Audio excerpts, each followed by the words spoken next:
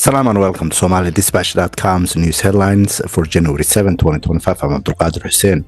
Lebanese MP Najib Mikati has called on international observers to ensure Israel halts violations and withdraws from the occupied Lebanese territories, stressing that implementing the UN Resolution 1701 requires Israel's compliance. Mikati warned the ongoing breaches of the ceasefire could undermine the agreement, while the US, France, and the United Nations monitored the truth. Mutual accusations of violations have persisted since its implementation in November last year.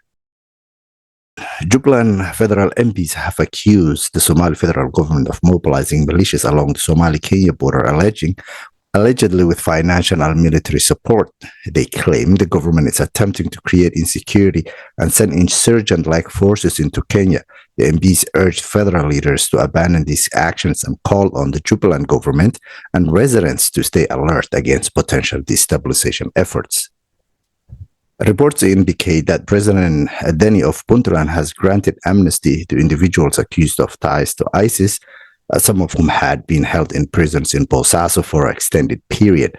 The amnesty specifically targets individuals from the Bari region of Puntland who were detained on allegations of either being members of the ISIS group in Bari Mountains or having connections with its members.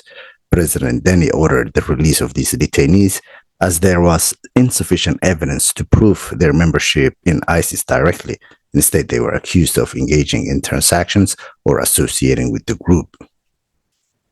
19 ministers from President Abdurrahman Cirro's new government in Somaliland appeared before the Speaker and members of the House of Representatives. Each of the 19 ministers gave brief speeches outlining their priorities for advancing their respective ministries. Subsequently, the Speaker of the House called for an individual vote by a show of hands, and the Parliament approved all 19 ministers with majority vote. Those were today's news headlines. For updated news and interviews in English, please follow us on all social media platforms at SomaliDispatch.com.